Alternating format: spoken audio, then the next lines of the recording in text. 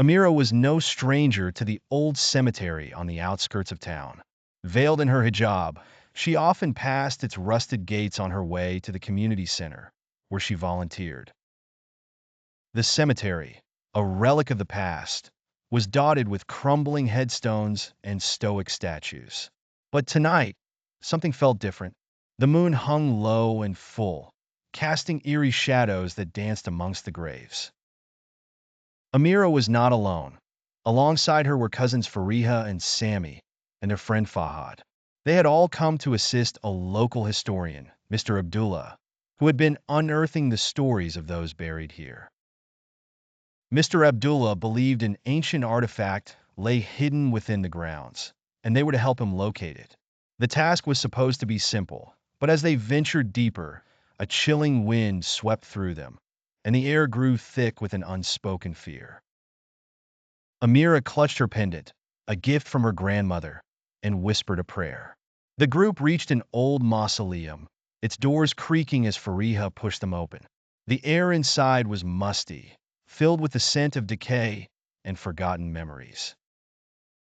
But before they could proceed, a faint whisper echoed around them. Sammy's flashlight flickered, and in its dim light, they saw figures moving in the shadows. Fahad, ever the skeptic, laughed nervously. It's probably just animals. But Amira knew better. The whispers grew louder, morphing into incomprehensible murmurs that seemed to reverberate within their minds.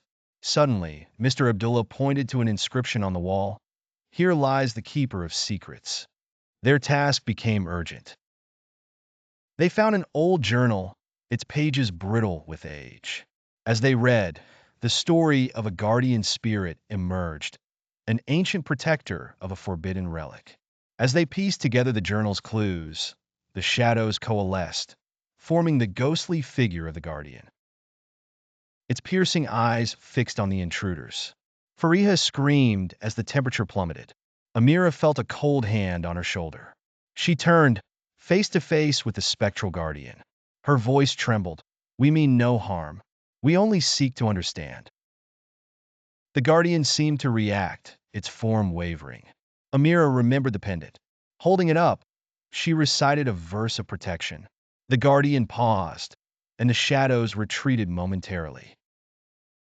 Mr. Abdullah quickly identified the artifact's resting place, beneath a marked grave. Working together, they unearthed a box, its contents glowing ominously. As they extracted it, the ground beneath them shook. The guardian reappeared, now less menacing, as if acknowledging their respect. Amira and the others placed the box on the mausoleum's altar, and the guardian's presence seemed to merge with the night. Emerging from the cemetery, the air felt lighter. They had not only discovered an artifact, but also brought peace to a restless soul. Amira glanced back one last time. The cemetery stood as it always had, but now it felt more like a sanctuary than a place of fear. In the end, they had forged a connection between the past and present, a reminder that understanding and respect could quell even the darkest of shadows.